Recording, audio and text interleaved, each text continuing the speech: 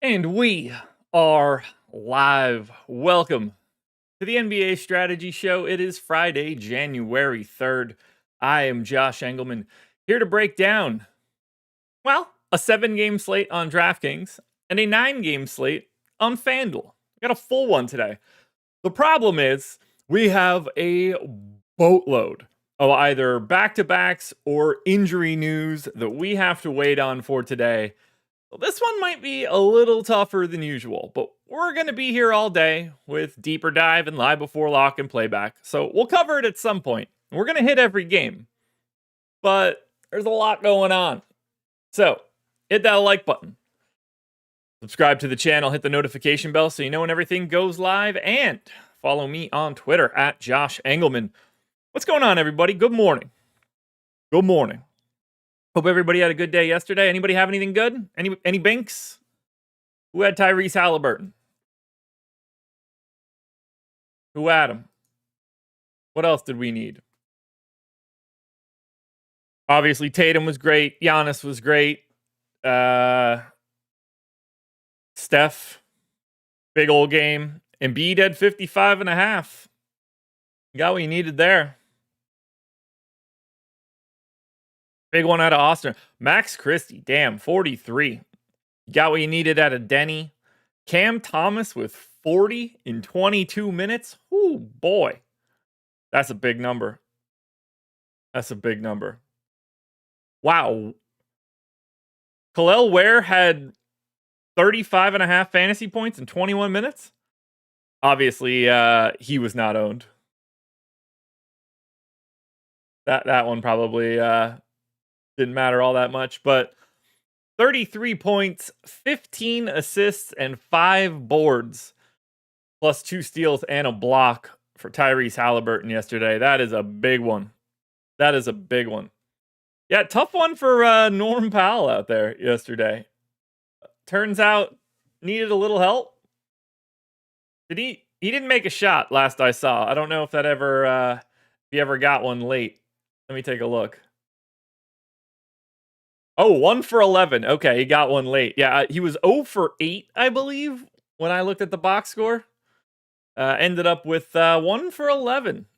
Obviously, Amir Coffey, 10 of 14 from the field, 6 of 8 from 3. We all saw that one coming.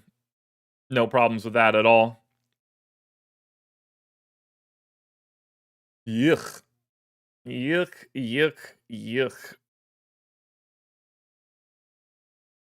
How owned was he? It doesn't matter. I guess I could look at that relatively quickly. How owned was Norm Powell in the main yesterday? Fadeaway, view, player. Yeah, 12.5. That's not crazy. That makes sense. You multiplied that one by 2, Benjamin. You multiplied that one by 2. 12.5. I didn't even look at any of the other ownership. What did everybody end up being? Reeves was 65.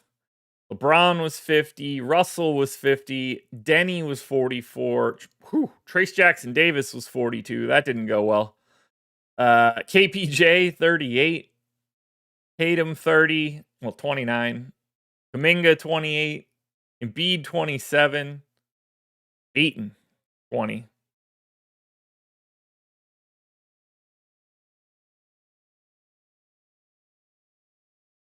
I don't know where Jimmy Butler is going to end up, but he's going to be ending up somewhere soon enough, right? Where does he go, guys? We could do a minute or two on Jimmy Butler. Where's he going? What do the Heat want? That's the real question. Is it salary relief? Do they just want to try to go into next year with, $50 million of salary? All right, Jay Brown says Memphis. 0% chance, so we could skip that one immediately. Fizzy, I don't see the Mavs as feasible. I don't know how the Mavs would do that. They don't have the assets to get that done. At least not that I can see. There's no logical way to get him to the Mavs. Or to the Heat. To the Mavs. To me, that's basically impossible. I mean, Warriors make some sense. I don't know why they would do it. It makes no, like, if I'm Golden State, I would never do that. Denver, I get.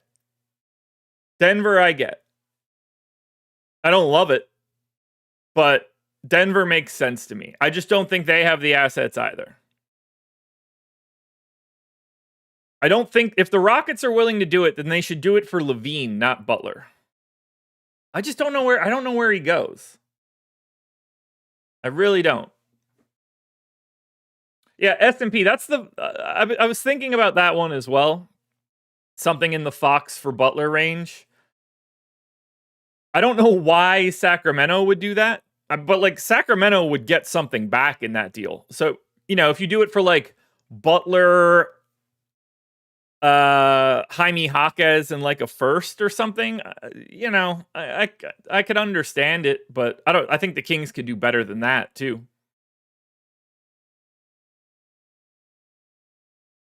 Orlando's not going to mess up their salary structure for that. Definitely not San Antonio. Brooklyn, I guess, could happen. It all kind of depends on what Butler wants at that point. I don't even know if Brooklyn has the salary to be able to do that realistically. Oh yeah, they have Ben Simmons. Never mind. They can trade Ben Simmons expiring. Okay. In theory, Brooklyn can do it. Pelicans, sure, but who would go back? It's got to be CJ or Brandon Ingram. The Heat would have to want to extend Ingram, and I don't feel like that's something they would want to do, especially when he's just going to be a free agent. OKC, 100% zero chance. Come on, guys. We're better than this.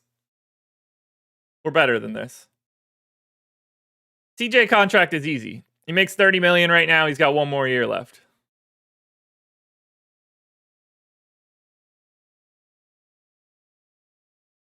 I just don't. I can't figure out what I think is the natural one. Again, 0% chance it's Memphis. Literally zero.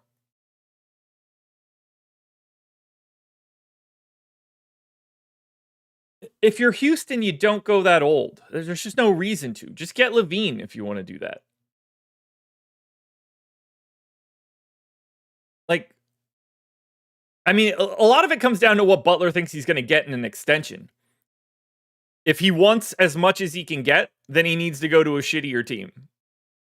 What that ends up being, I'm not entirely sure.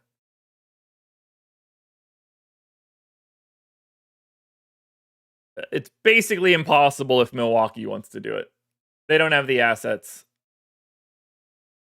And if it were Milwaukee, it would pretty much have to be Chris Middleton.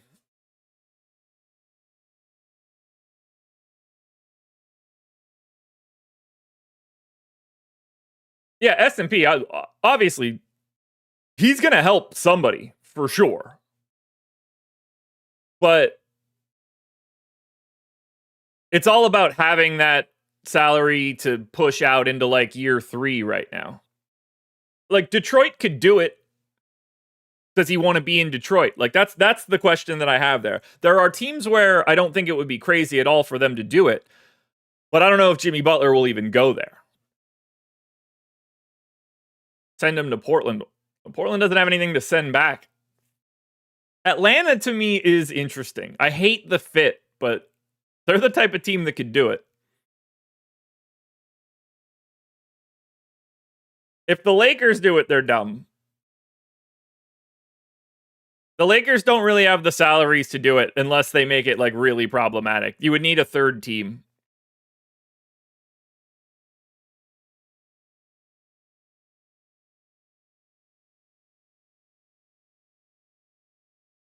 Busy facts. You want to trade 4 people for 1. There are rules about the amount of guys that you can have on a roster. We can't turn off the trade rules like it's 2K.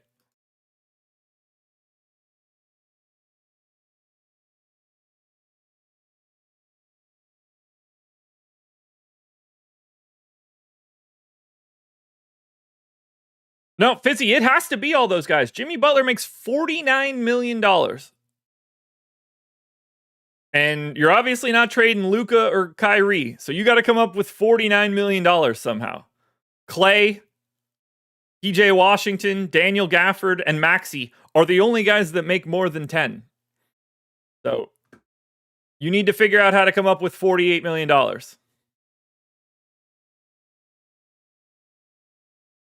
The Bulls make some sense if you want to do the Levine swap, but holy shit, would Miami have a really bad defense in the backcourt. Can the Clippers do it? Yeah, the Clippers can. I mean, picks-wise, that part gets hard. Norm Powell would have to be in that deal. You can get, but like, you're probably needing a third team there as well.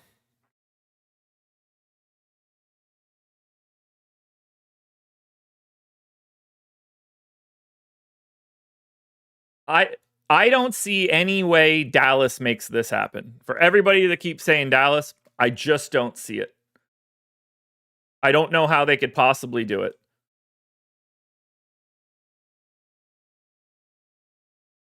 I really don't. Mohammed, that would be a lineup that has no ability to shoot. So that offense would grind to a halt. Defense could be interesting. They'd be able to hide Trey a little bit better. But yeah, I don't. We'll get started in one more minute. I got it pulled up here for Dallas. I don't know how we get those contracts without adding a third team. And even then, at that point, you need to start paying out more in draft picks. And I don't know how you do that either.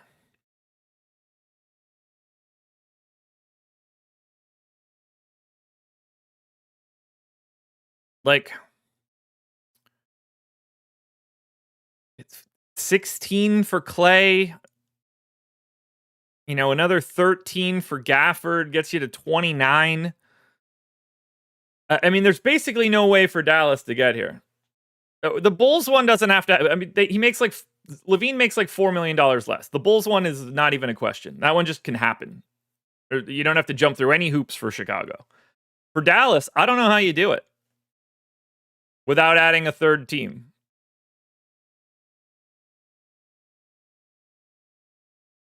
Like, if you want to try to add, is it the Pistons that have the cap space? Yeah. Like, if you want to get Butler to Dallas, like, why would, like, it's not like Miami's going to want 3 years at Clay. So I don't know why they would do that. I don't expect Dallas to trade PJ Washington. So then what is Dallas doing to send anything out? Because Miami's not going to take Clay, and Clay is not going to go to Detroit. So, like, I just don't see Dallas working.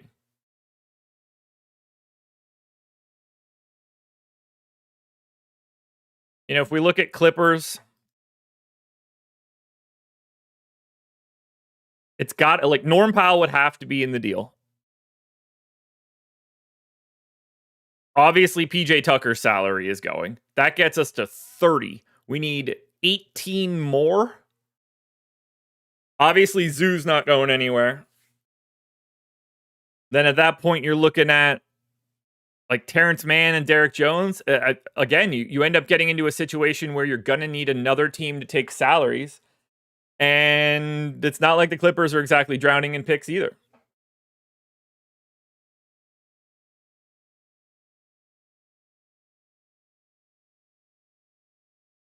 I don't know. I don't see it. It's really hard to move him because he makes $50 million. And Miami can't take back a single cent more than that. So you like getting the third team involved is hard. And it all sort of depends on like what Miami wants in this deal. Are they willing to get like long-term pick assets? Are they looking for salary relief? I don't know. I really don't know. Try the Bulls without trading Levine? Why would I do that? That won't happen. You think that Miami wants Nikola Vucevic and Lonzo Ball? Pass.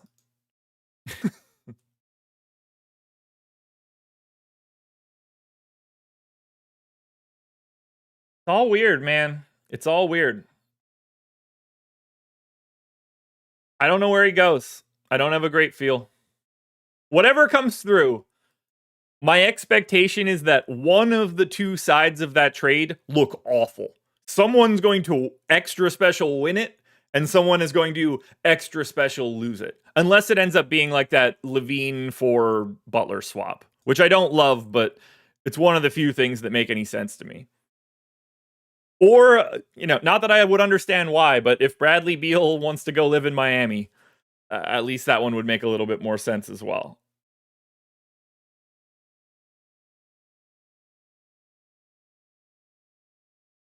All right, let's get into this slate. It's tough, man. Butler's going to be in the news for a bit. Yeah, Ken, you're totally right. 3-team trades are tough. They're tough. King with an ace. There's a 0% chance that it's Oklahoma City or Cleveland. 0. Full stop, 100%, 0% chance that it's either one of those teams. Couldn't be more of a 0.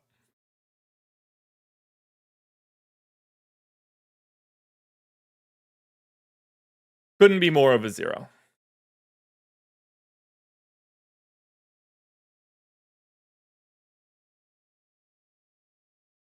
Yeah, I don't think it is, unfortunately. But it doesn't matter now. We're getting on with it. We got 45 minutes, and we're going to talk about the Charlotte Hornets. 5.5-point dogs in Detroit. 216.5 total. We are basically not going to be talking about this one. Q-tag LaMelo, Q-tag Daquan Jeffries, Q-tag Cody Martin, Q-tag Brandon Miller. Look, if Mark Williams is playing, and by all accounts it seems like he is, he's 5,500 center only, should be around 10 to 15% owned. I like Mark Williams. I am not even going to bother breaking down Charlotte here.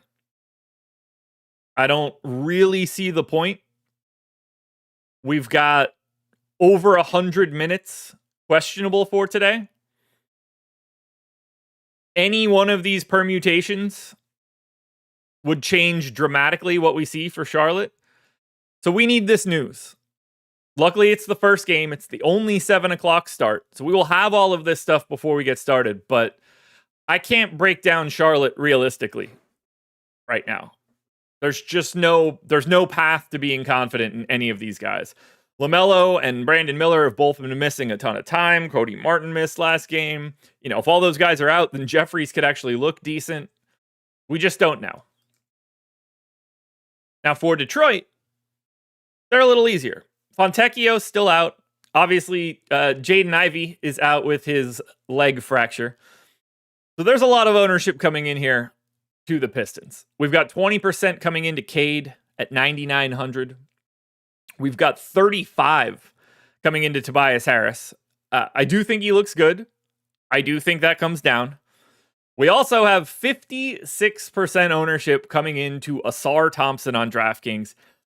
I think the leader in the clubhouse for the guy that's going to step into that role. Now, personally, I think it should be Beasley, but it's looking like Asar Thompson's going to get a pretty good minutes bump.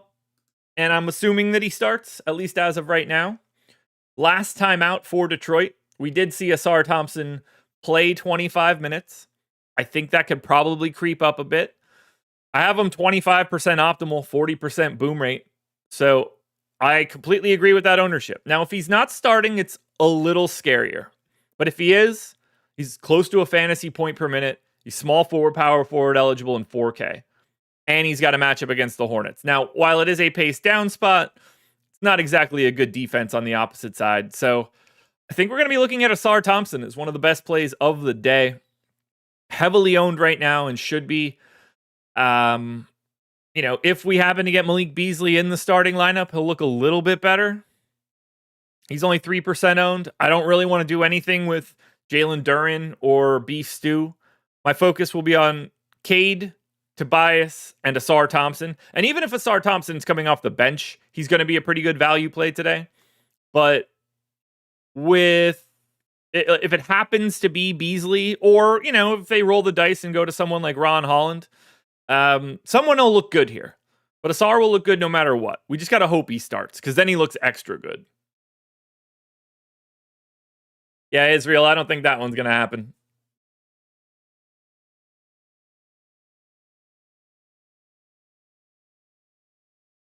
All right, game number 2. So many of these games are just a death sentence of injury news.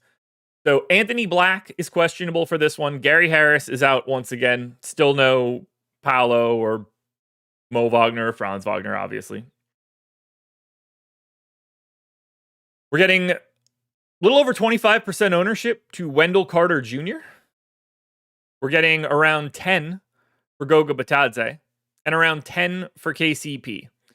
That's kind of how I feel here about Orlando. The total is 216. Both this game and that Hornets Pistons game are both at 216. Those are the lowest totals of the day. I only got KCP to 10% optimal. Wendell Carter Jr. knocking on the door.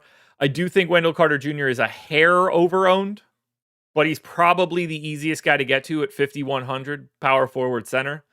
I'm okay having a little bit of Suggs, a little bit of Da Silva, or a little bit of Goga, but this is just not a matchup that I'm trying to get to. It's not my particular cup of tea. Do you guys like anything here for Orlando? Curious.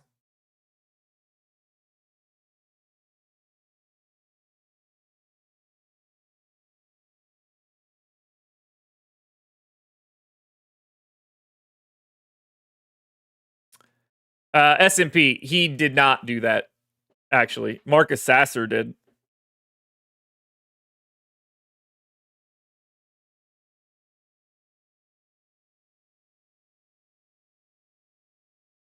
No way Jimmy's going to the Spurs. Bo Darling says, Anthony, no chance. Do not play Cole Anthony. There's no reason to play Cole Anthony. None whatsoever. 13, 17, 6, 12, and 17 are his minutes over the last 5. There is no logical reason to ever even think about clicking Cole Anthony's name.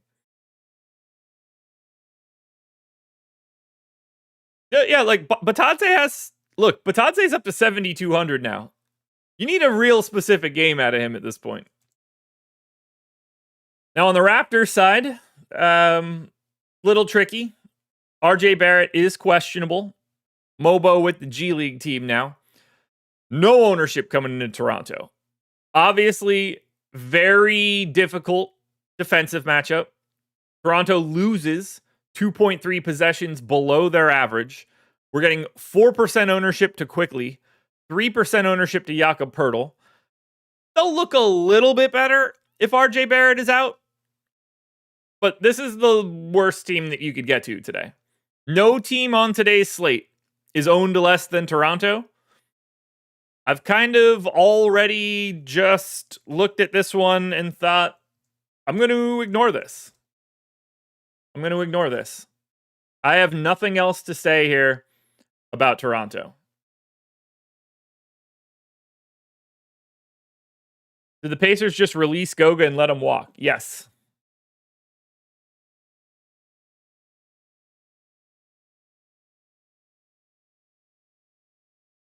Toronto turns the ball over a lot. The main Orlando upside. Do they? That's a tricky one.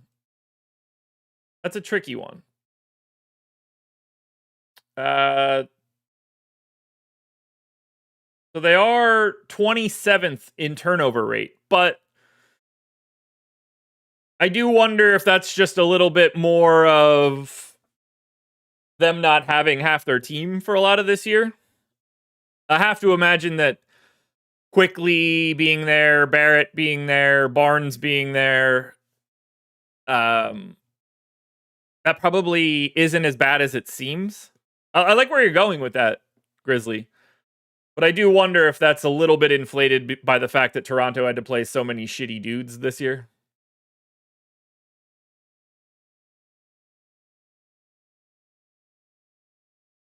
How much does Quickly? Yeah, like Quickly doesn't really turn it over all that much.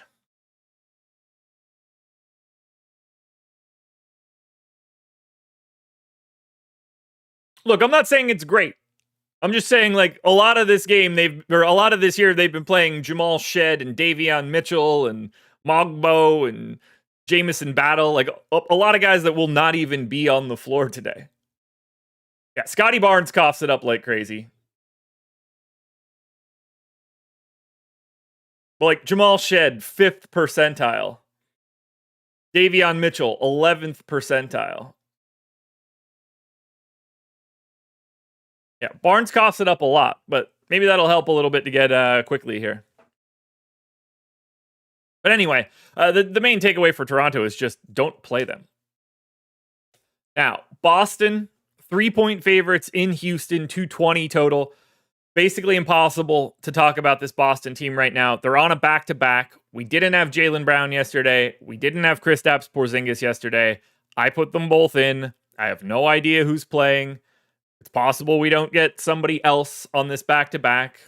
You know, maybe Brown plays and someone else sits. We need this news. Or at the very least for Boston, we need their injury report. This is a team that we don't even have that. So there's not really anything to gain from guessing here for Boston because we don't have a clue. We have no idea who's going to play. And based on all of that information, that can completely change the way these guys look. You're going to need people out to really like anything from Boston because Houston's so good defensively. And this is, at least for me, the second slowest game on today's slate. So I'm going to punt Boston into the future. Again, we had no Jaylen Brown yesterday. We had no KP yesterday. Who they're playing today, we have no idea. Now for Houston, Amin Thompson, still suspended. Tari Eason is doubtful today. This dude has been questionable for like 2 weeks, and now he's doubtful? How does someone get worse in that scenario? I don't get it. But anyway, Cam Whitmore gets the benefit of this. No Amin Thompson, and allegedly no Tari Eason. I went 24 minutes to Cam Whitmore. He is 30% owned. I have him 22% optimal, 37% boom score, and that 37% says he hits 27.5 fantasy points. So like a little over a third of the time you get 28 fantasy points out of Whitmore, and that's all you need. Now the rest of Houston is basically unowned.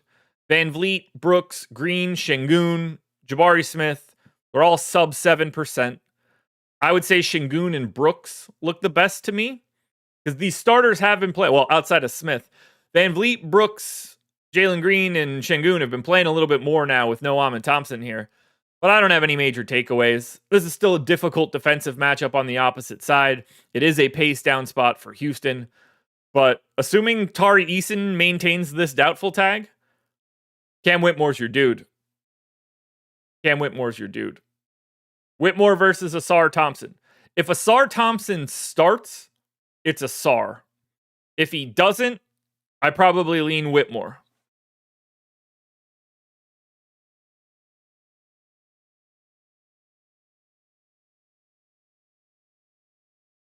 But that's where we stand right now for Houston. It's kind of just Cam Whitmore and nothing else.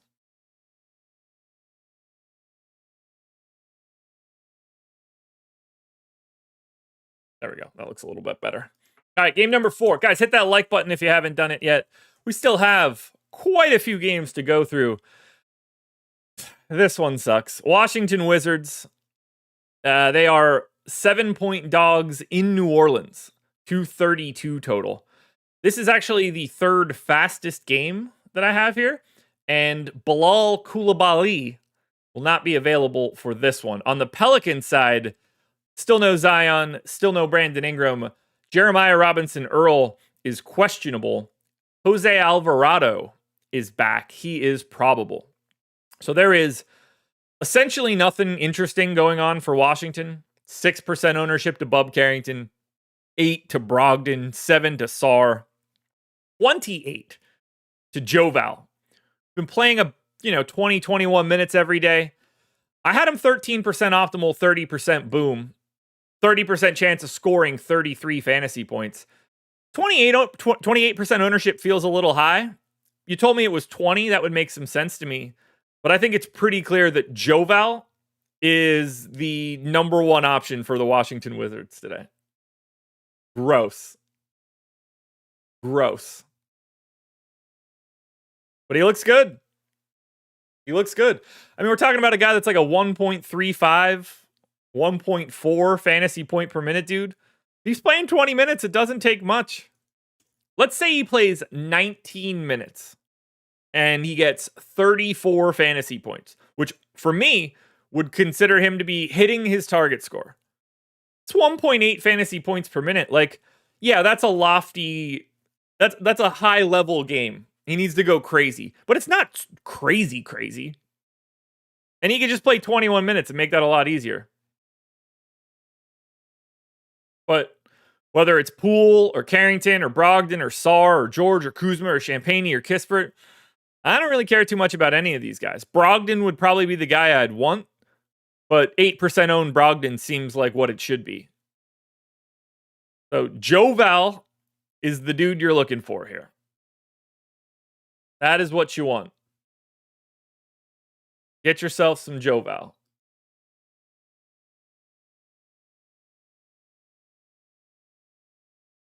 Sarr could get in foul trouble.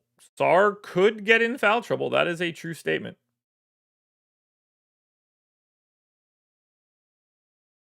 Now, New Orleans.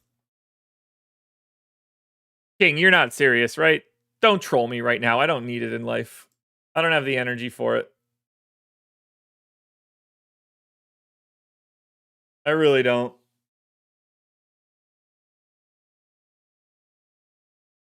All right, Pelicans side. So we're getting a ton of ownership to these starters. 15% to Trey Murphy, 20 to DeJounte Murray, north of 25 to CJ McCollum, just shy of 20 for Herb Jones, 25 for Yves Missi. As of right now, the New Orleans Pelicans are the fourth most owned team, but they're pretty balanced in their ownership. And I mostly agree with it. I had Trey Murphy 13% optimal. He's 14% owned. Spot on. I have Murray 10% optimal, somewhere in like the 28% boom.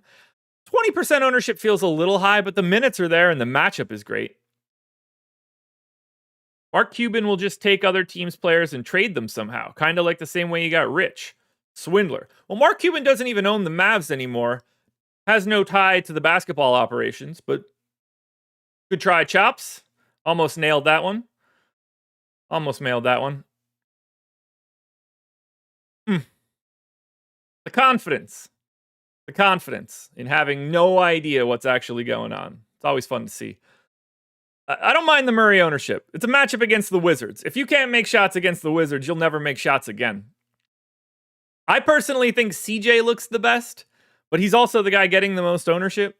18% ownership to CJ, 38% boom rate. He's 28% owned, but he's 7,500 and he's point guard, shooting guard. These guys are playing real minutes right now. I'm happy to get to Herb Jones. I see no problem with 17% ownership. I think it should be in that 15 to 20 range. 24% owned Yves Missi feels a little high here, but he's 5,800. He's playing 30 minutes a night. He's a fantasy point per minute guy, and you're looking for a little over 36. So I'm not shocked to see the ownership.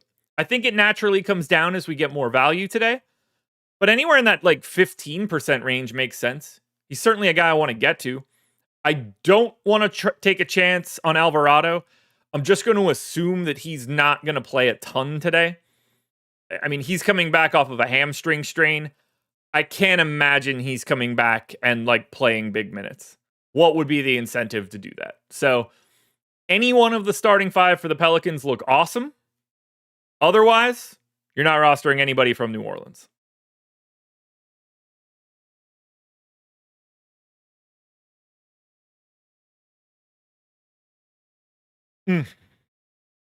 They all look good.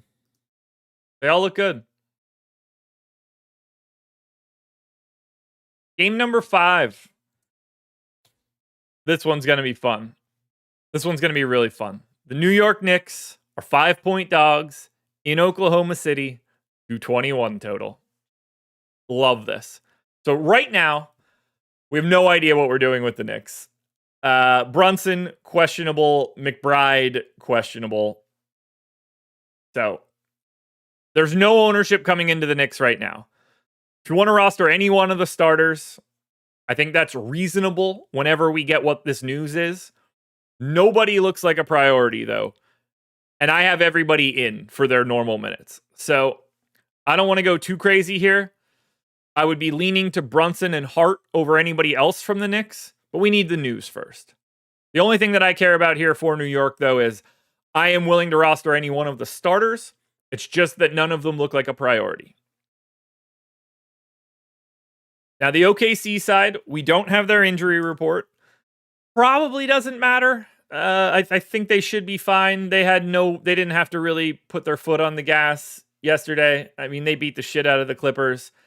By the time the middle of the third quarter was done, this game was just over.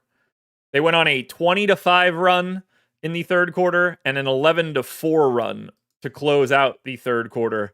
By the time the third quarter ended, they were up 18, and they didn't have to work all that hard. Shea didn't play in the fourth. Dort didn't play in the fourth. Jalen Williams and Hartenstein only played right at the beginning. So these guys are going to be fine on the back-to-back, and they're at home for both of these games. Home back-to-backs are not the same back-to-backs. In my experience, in the research that I did, admittedly a couple years ago, home back-to-backs actually boosted individual per possession performance by 1%. So that I don't sweat.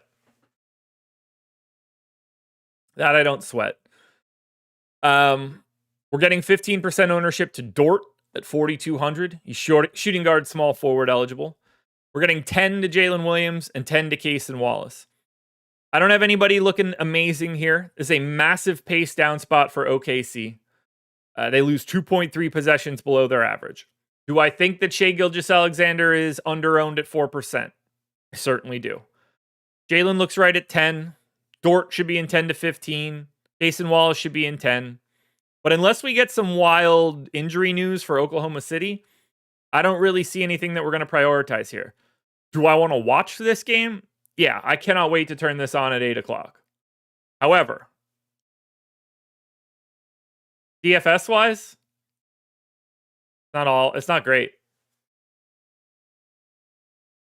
What do you think about all home teams winning my parlay for New Year's? Nothing? Congrats? Did they all win? I don't remember. Congratulations, though, I guess. Yeah, I'm gonna want Shea, I think. Just because of his ownership and the ownership of some of the other pay-up options. He's so damn good. I'm fascinated to see who ends up winning the MVP. It's going to be a hell of a run. Because these guys are playing so well. It's crazy, man. It's so crazy. So good. So good. Shea is so good on defense. It's nuts. You know, Shai Gilgeous-Alexander has a 3.2% block rate. That's an 80th percentile block rate in the league. Nick, do I have any season-long bets on awards? No, I never do that. I don't bet awards. I hate futures. I don't like tying my money up like that. Not that it matters. I mean, I could, but I don't ever care to do that. If I were in Vegas, like, it's not out of the realm that I would, like, buy a futures ticket if I just happen to be there at the right time, but I don't ever place them. Probably should. That's, there's value there, but that's more of a Greg things.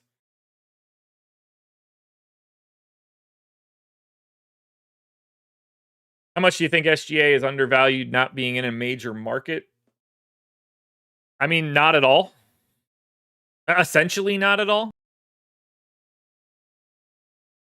I mean, he's definitely not undervalued to like the league. To individual people, I mean, it shouldn't matter.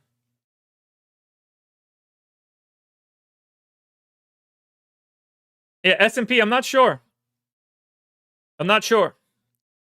The away to home or home to away back-to-backs were basically neutral. The only one that showed, when I did this, the only one that showed anything was a slight reduction in LaMelo Ball can be the leading vote getter in the East in Charlotte.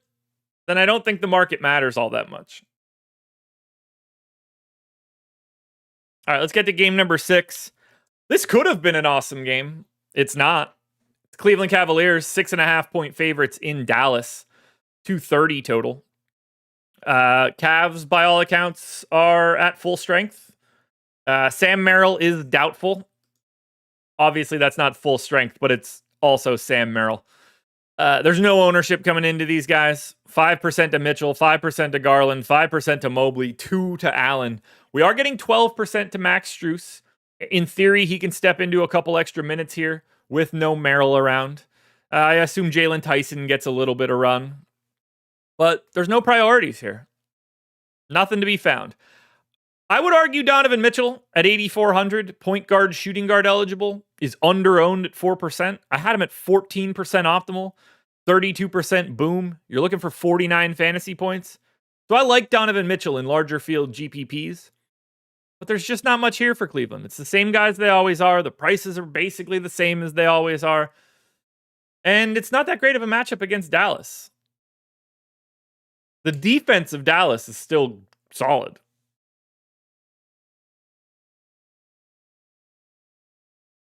Now, on the Mavs side, Maxey is questionable. PJ Washington is questionable. And Najee Marshall is still suspended. Now, we have no ownership coming into these guys. Optimal rate for Kyrie was 15. He's projected for 5% ownership. I have no problem getting to Kyrie. We can't talk about this one right now, guys. You know, if Maxey doesn't play, that's interesting. If PJ Washington doesn't play, that's going to create some value across the board. Kyrie will look decent no matter what, but it's possible this looks a lot better for Dallas from a DFS standpoint.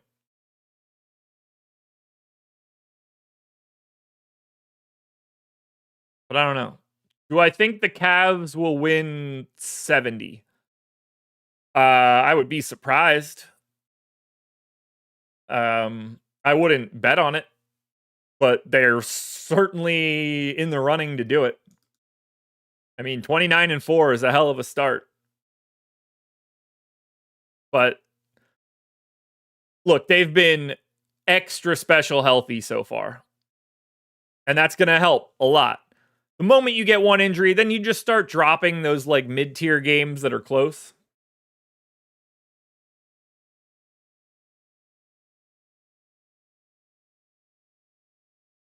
What are these questions?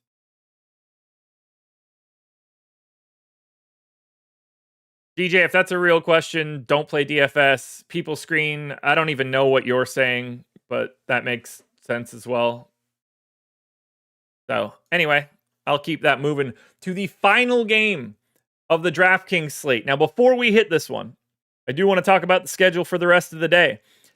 NFL Strategy Show with Greg and Laffy will be coming up next at 10 o'clock. NHL Strategy Show will be coming up at 2. I will be with DK at 5 o'clock for the deeper dive. At that point, we should have way more information than we do right now. Greg and Eric will be back for Live Before Lock at 6. And then Greg and I will be here at 7 on playback, watching games, talking ownership, talking bets, talking late swaps. Unfortunately, we're going to have to watch the Hornets and Pistons for the first half hour. And then our only other option is Orlando and Toronto. So the games suck today, but you guys can still come watch us. It'll be fun. You will enjoy it. Yeah, S&P, that's crazy to me. That's crazy to me. All right, so game number 7. San Antonio Spurs, 7-point dogs in Denver, 236 total. We got Wemby, we've got Jokic, And we got a lot of ownership coming in here. 122% coming into San Antonio. That's the second most of anybody on the slate. 111 coming into Denver. That is the third most of anybody on the slate. This is the literal late night hammer on DraftKings. 40% ownership coming into Devin Vassell. Don't know why that's happening. Seems preposterously high to me, unless I'm missing a crazy chunk of news. And I don't think that I am, other than the fact that Jeremy Sohan is out for this one. That seems way too high for Devin Vassell, but he looks okay. Chris Paul's getting 15. Julian Champagne's getting 15. Stephon Castle's getting 15. Keldon Johnson's getting 20. Victor Wembanyama's only getting 6. And I don't really love Wemby all that much at 11.5 here. But I do like the rest of OKC. I do. Vassell looks solid and is easily rosterable, giving shooting guard small forward eligibility. I've been liking Chris Paul quite a bit now that he's been playing 30 minutes a night. Champagne, decent value. I assume he's starting. Barnacle of the Bay, probably under-owned at 3% now that no Sohan around. It's 3,600. Castle could, in theory, fall into a couple extra minutes today. He's 15% owned. I like that value. We got a couple 3K guys on the Spurs that we could use. And then Keldon Johnson has the opportunity to step into some additional run as well with no Jeremy Sohan here. Sohan out with bilateral lower back tightness. But ultimately, we got to look a lot at San Antonio. I think they're a bit overowned, in particular the Devin Vassell piece. Does he look good? Yeah. Does he look 42% owned good? No. Do I think he's going to be 42% owned by the time we get to lock? Also, no. Now, we don't have props on these guys right now. So, kind of tricky to break down. When we do, that will open things up a little bit more. But I think they're a little overowned here. That said, lots of value. The Champagne, Barnes, Castle, Keldon Johnson group.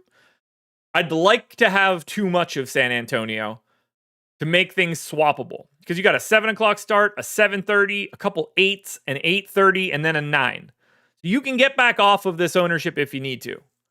But as of right now, they're the second most owned team on the slate. And the third most owned team is Denver. But a lot of that is going to our boy Nikola Jokic. 22% optimal for me at 12,200. He is 47% owned. And while that does feel a little high, and the relationship and ownership between Jokic and Wemby seems disproportionate, the number one play of the day today is very clearly Nikola Jokic. No one projects like him at all. No one. He's got the highest ceiling of anybody going today. Let's see. Where do I have him in raw points? He's got to be close to 10 higher than anybody else. I have Nikola Jokic 12 points higher than Victor Wembanyama.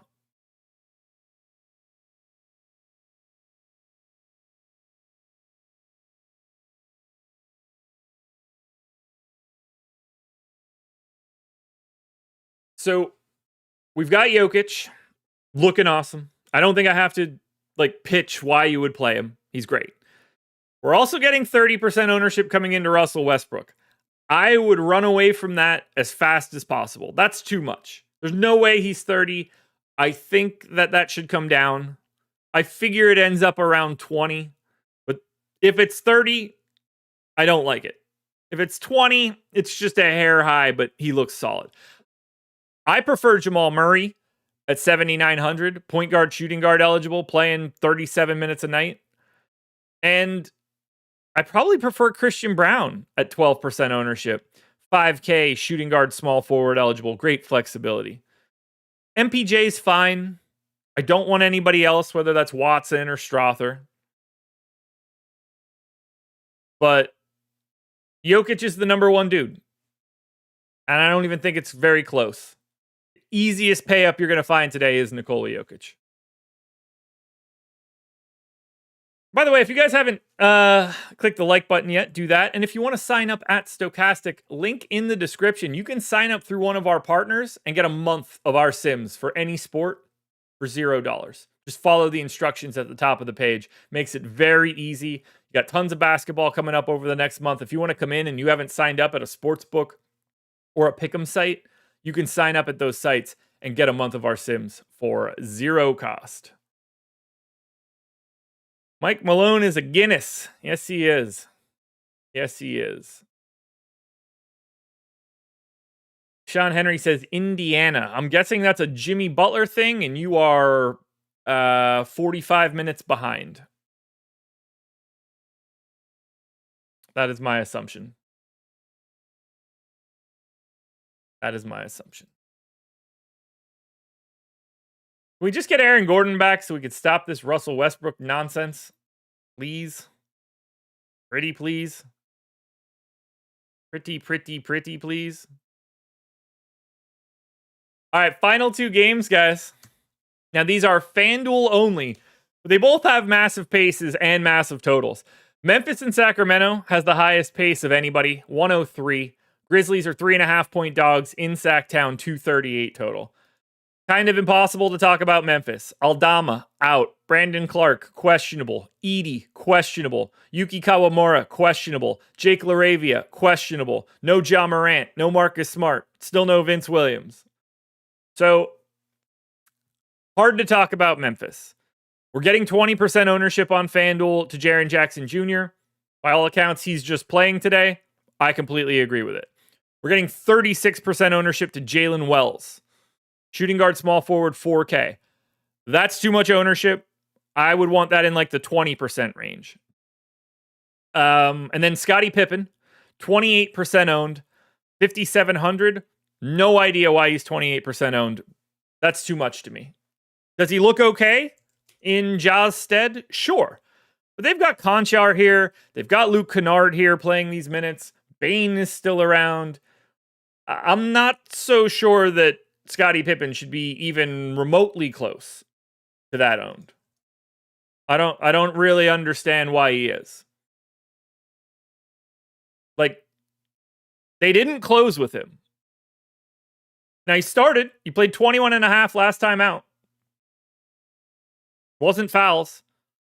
But they closed with Luke Kennard over Scottie Pippen Jr. So, if Scottie Pippen's not closing, 28% at 5,700 is not an ownership number that I'm looking for. So keep that in mind. Now, on the Sacramento side, Keegan Murray, doubtful once again.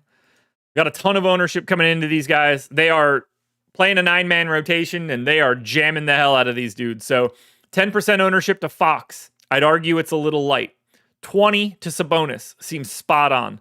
25 to DeRozan. I'd argue it's a hair high, but 20 makes sense. 40 for Malik Monk, who, again, is it a little high to me? Yeah. Are they playing the minutes? Yeah. So I like Monk, but I like him a little less than 40% owned.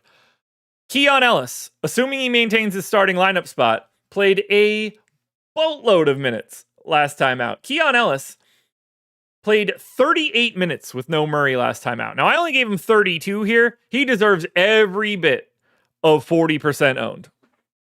I would argue that it should be more. Certainly a little scary for those minutes. And then Trey Lyles played 31 minutes last time out. He's only 15% owned. I'd argue that he's a hair under-owned. I don't want Herter. I don't want McDermott. I don't want Alex Len. But any one of Fox, Sabonis, DeRozan, Monk, Ellis, and Lyles should be getting quite a bit of ownership. Probably the best-looking team for today. And then finally, Atlanta Hawks, Los Angeles Lakers. Hawks are 3.5-point dogs in LA. We got a 231 total here. Bogdanovich questionable. Jalen Johnson questionable. Trae Young questionable. I'm not even going to talk about this.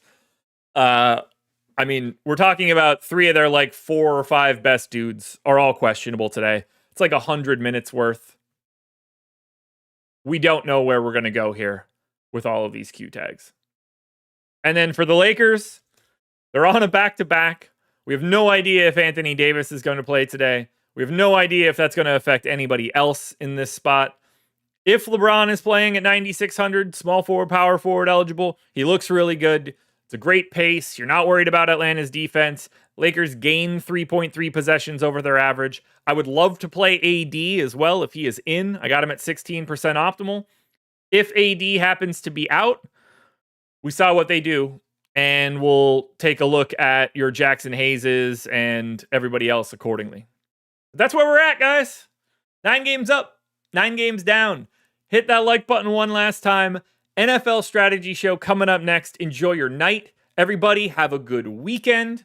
I hope you have some fun. And I will see you guys again tonight for the deeper dive at 5. But for this show, I'll see you guys again Monday morning. Have some